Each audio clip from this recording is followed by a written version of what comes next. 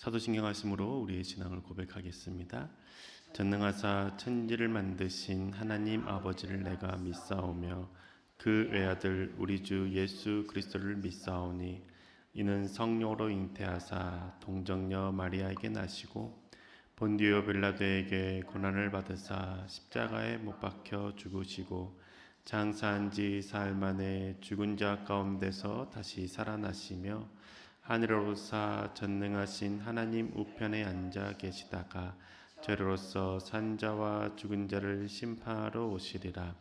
성령을 믿사오며 거룩한 공예와 성도가 서로 교통하는 것과 죄를 사하여 주시는 것과 몸이 다시 사는 것과 영원히 사는 것을 믿사옵나이다. 아멘. 찬송가 219장입니다. 219장 주 하나님의 사랑은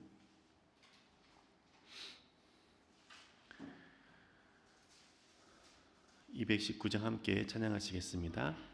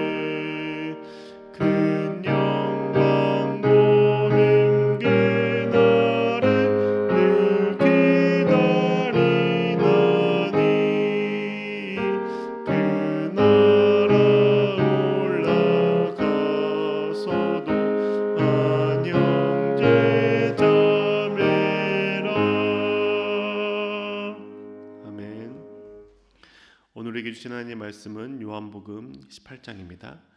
요한복음 18장 4절에서 11절의 말씀입니다.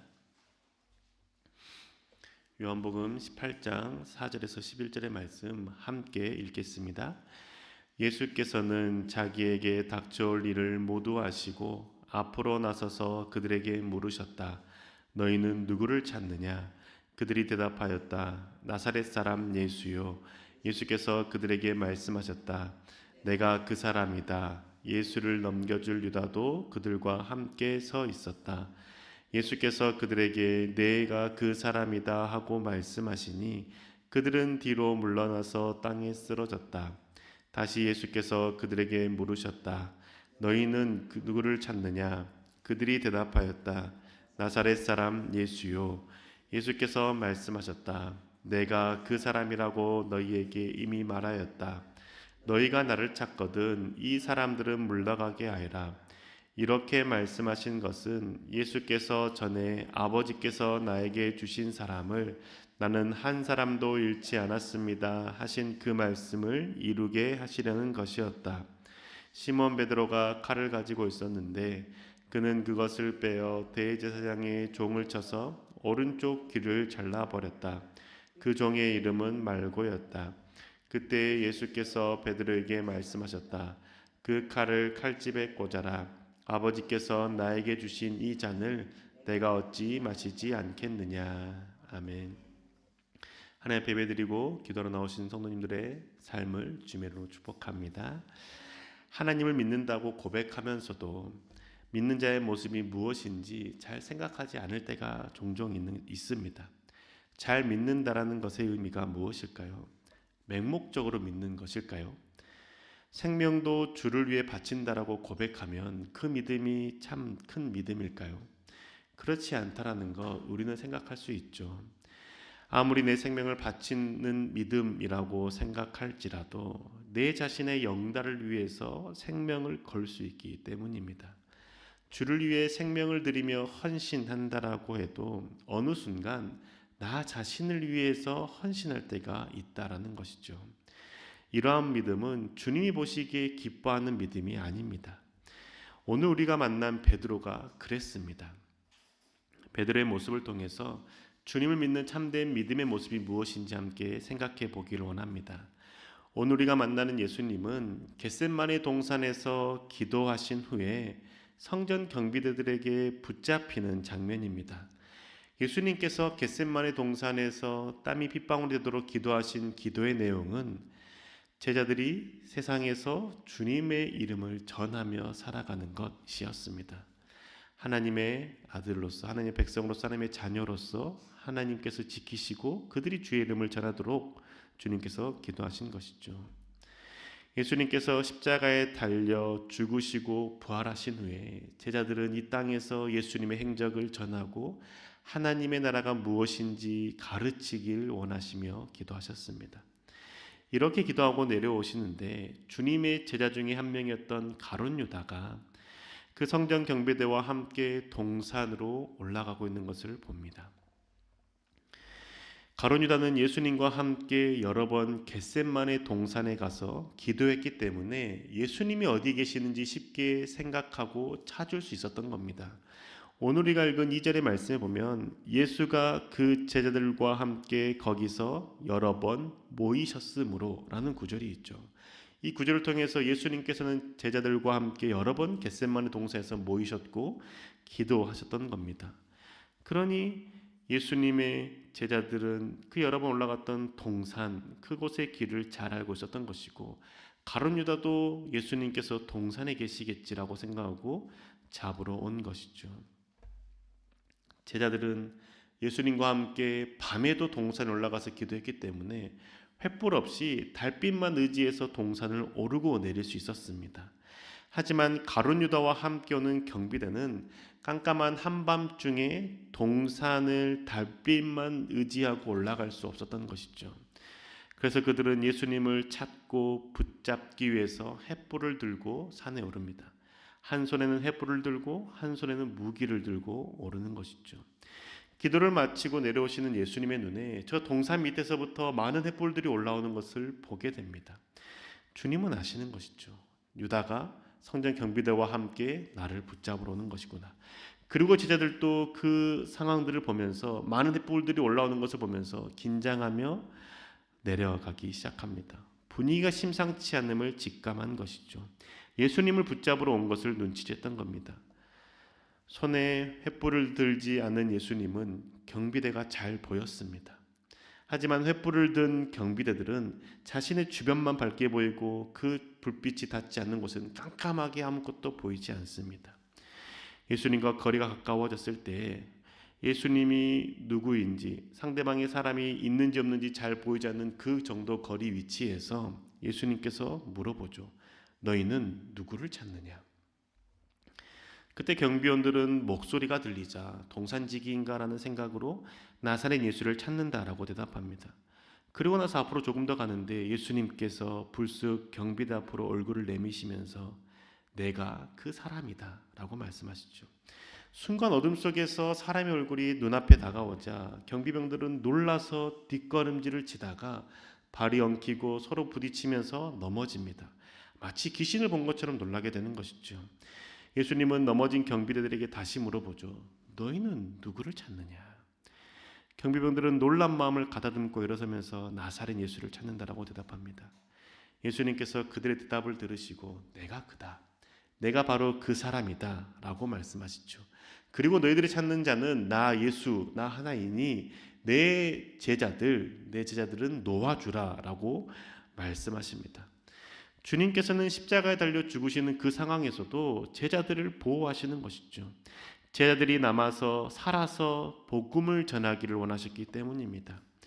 이 말을 들은 경비병들이 예수님을 붙잡기 위해서 예수님께 다가가고 예수님을 붙잡으려 합니다. 그때 그 순간 베드로가 칼을 빼서 휘두르죠.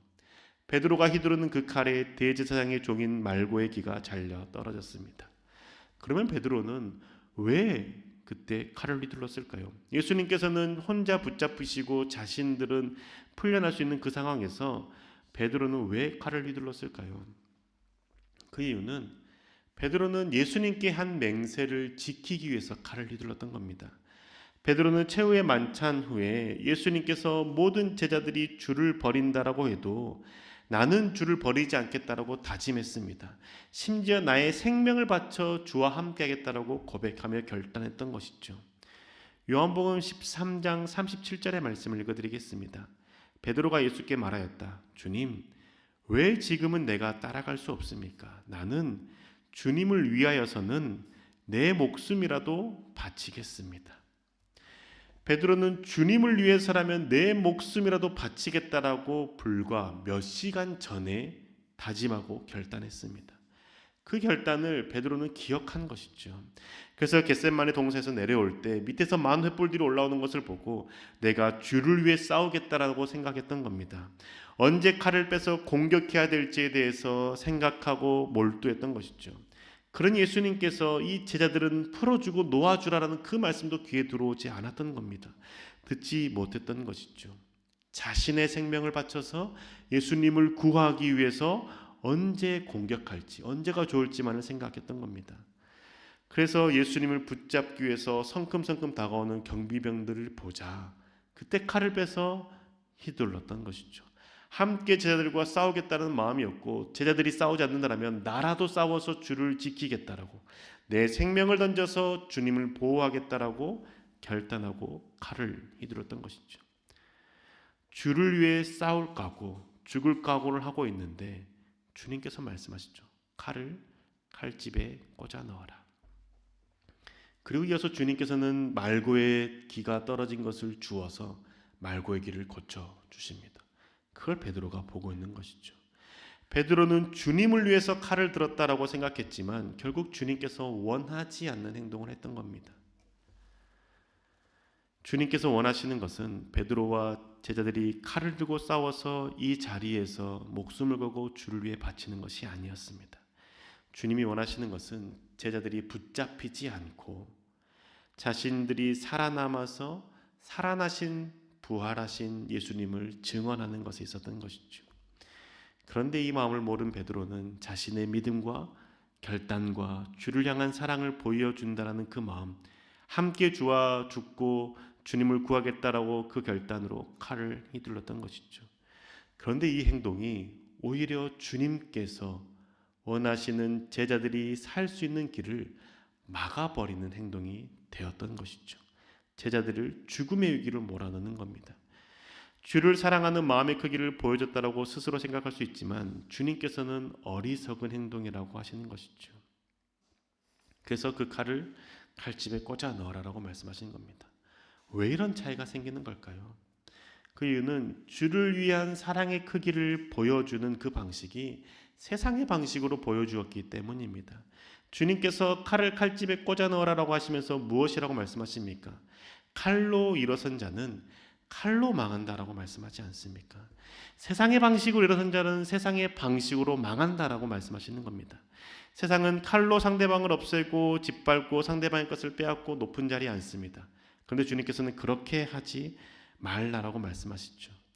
주님께서는 상대방을 죽이고 짓밟지 말고 오히려 상대방보다 낮은 자리로 내려가서 섬기라라고 말씀하시죠. 섬기는 자가 섬김을 받는다라고 가르치셨습니다. 주를 위해서 주를 위한 마음으로 하는 행동이라면 그 행동 또한 주님의 방법이어야 된다는 것이죠.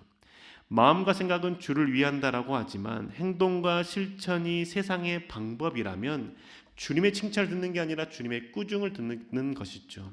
주를 위해서 한 행동이라고 생각하지만 세상의 방법으로 한다면 주님과 상관없는 행동을 하는 것이고 주님의 뜻에 반대되는 행동을 할 수 있다는 것이죠. 우리는 주님을 믿는 자로서 참된 믿음을 소유하기 위해서 세상의 방식이 아닌 주님의 방식을 따라야 합니다. 저와 여러분은 주를 믿는 모습에서 세상의 방식으로 살아가고 있는 모습, 행동들 무엇입니까? 가장 많은 방식이 내가 잘 돼서 주님께 영광을 돌리겠다는 생각, 그 방식들 아닙니까? 내가 잘 되고 내가 아프지 않고 건강하고 그러면 내가 믿는 하나님을 높일 수 있다라고 생각하는 것이 세상의 방식입니다. 하나님을 높이기 위해서 내가 잘 돼야 된다는 것은 핑계일 뿐이기 때문이죠. 속마음은 그냥 내가 잘 되고 싶은 겁니다. 그래서 내가 잘 되지 않으면 하나님을 원망하게 되는 것이죠. 하나님을 믿는 내가 이렇게 고생하고 건강이 나빠지고 잘못되면 주님 어떻게 그럴 수 있습니까? 내가 나 잘 되다고 그러는 것이 아니라 주께 영광 돌리고 주님께 감사하기 위해서 그러는 것인데 주님 왜 나를 외면하십니까? 왜 나를 도와주지 않습니까? 라는 그 마음들이 생기는 것이죠. 하나님의 방법은 하나님을 높이기 위해서 내가 낮아지는 것에 있습니다. 세상과 반대되는 방식으로 살아가는 것에 있는 것이죠. 그래서 주님께서는 하나님께 영광 돌리고 하나님을 높이기 위해서 백성들이 원하는 그 왕의 자리에 앉지 않았던 겁니다. 예수님을 붙잡으러 온 경비병들을 주님께서는 주님의 권능으로 하늘의 천사들을 불러서 그냥 다 죽일 수 있었습니다.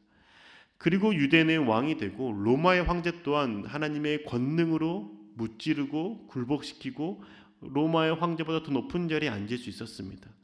하지만 주님은 그렇게 하지 않았습니다. 할 수 없어서가 아니라 할 수 있지만 하지 않았습니다. 왜냐하면 하나님의 방법이 아니기 때문입니다. 세상의 방법이기 때문인 것이죠. 힘이 더 강한 자, 권력이 더 강한 자가 낮은 자를 찍어 누르는 것, 세상의 방법이라는 겁니다. 주님은 힘과 권력으로 상대방을 누르지 않았습니다. 칼을 든 자에게 자신을 내어주었습니다. 나를 붙잡으라고 말씀하셨습니다. 채찍을 든 자에게 자신의 몸을 내어주시면서 채찍을 맞으셨습니다. 목과 망치를 든 자에게 자신의 손과 발을 내어주셨습니다. 창을 든 자에게 자신의 옆구리를 내어주셨던 것이죠. 예수님께서는 상대방을 능히 제압할 수 있는 힘과 능력이 있었지만 그렇게 하지 않았습니다. 하지만 베드로는 칼을 든 자에게 칼로 맞섰습니다. 힘으로 제압하려는 자에게 힘으로 제압하려고 했습니다. 세상의 방식을 그대로 행한 것이죠.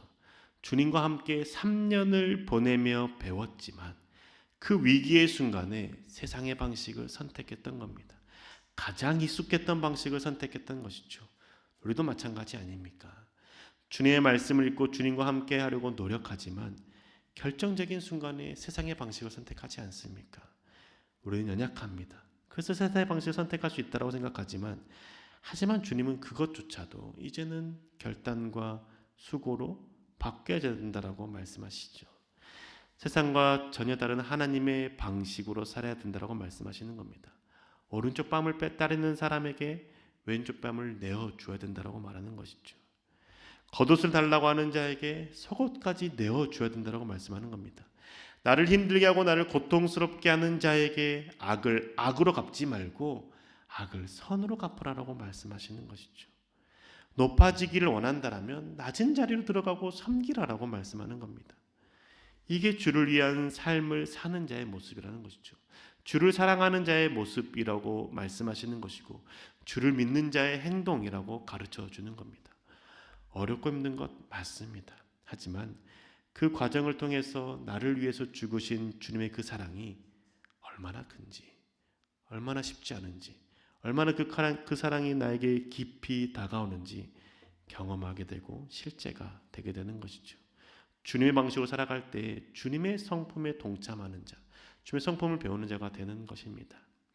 사랑하는 교우 여러분, 세상의 방식이 아닌 하나님 나라의 방식을 선택하며 살아가 봅시다. 힘들고 어렵게 느껴지지만 힘써 주님을 붙잡읍시다. 세상의 방식을 선택하는 것이 쉽고 지혜롭게 보이지만 결국은 무너지게 된다는 사실을 기억합시다. 자꾸 내가 억울하다라고 느껴질 때, 억울한 일만 당하게 되고 내가 억울한 상황에만 놓이게 된다고 생각할 때, 그래서 그 방식을 세상의 방식으로 풀어나가고 싶은 그 마음이 들 때에 십자가에 달려 죽으신 주님을 생각해 봅시다. 십자가에 달려 죽으실 만한 죄가 없으신 주님이 억울한 누명을 쓰고 달리셔 죽으셨습니다. 십자가에 달려 죽는 것이 끝이 아니라 다시 살아난 주님을 생각할 수 있을 때 우리는 그 십자가를 깊이 묵상하는 자가 되는 것이죠. 내가 억울한 일을 당해서 세상의 방식이 아니라 주님의 방식을 선택할 때 그냥 억울한 일을 당한 것으로 끝나버리는 것이 아니라 주님께서는 반드시 나를 다시 살게 하시고 회복시키시고 하나님께 영광 돌리는 그 자리에 놓으시는 분이심을 생각할 때 그 억울함을 내가 세상의 방식으로 선택하지 않고 하나님의 방식으로 선택할 수 있는 것이죠. 결정적인 순간에 가장 힘들고 어려운 상황에서 세상의 방식이 아닌 하나님 나라의 방식을 선택하며 살아가는 저와 교회 여러분 되시기를 주님의 이름으로 축복합니다. 기도하겠습니다. 주님, 베드로의 모습을 우리가 보게 됩니다.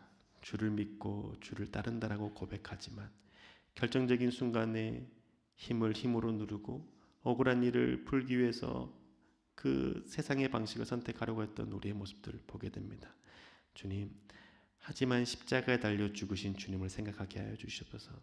그리하여서 억울한 일 가운데에도 자신의 생명을 내어주시고 몸과 손과 발을 내어주신 주님의 그 사랑을 생각하게 해주시고 십자가로 끝나는 것이 아니라 반드시 부활을 통하여서 하나님께 영광 돌린 예수님의 그 십자가의 사랑 우리가 깊이 생각함으로 억울한 상황 가운데서도 세상의 방식이 아닌 주님의 방식을 선택하며 사는 자 되게 하여 주시옵소서. 믿음을 더하여 주시고 행할 수 있는 용기를 허락하여 주시고 주님의 사랑을 깊이 생각할 수 있도록 우리의 마음과 생각을 주장하여 주옵소서. 우리 가운데 언제나 함께할 줄 믿사오며 살아계신 예수님의 이름으로 기도합니다. 아멘. 하늘에 계신 우리 아버지여, 이름이 거룩히 여김을 받으시오며 나라의 마옵시며 뜻이 하늘에서 이룬 것 같이 땅에서도 이루어지이다. 오늘날 우리에게 일용할 양식을 주옵시고 우리가 우리에게 죄 지은 자를 사하여 준 것 같이 우리 죄를 사하여 주옵시고 우리를 시험에 들게 하지 마옵시고 다만 악에서 구하옵소서. 대개 나라와 권세와 영광이 아버지께 영원히 있사옵나이다. 아멘.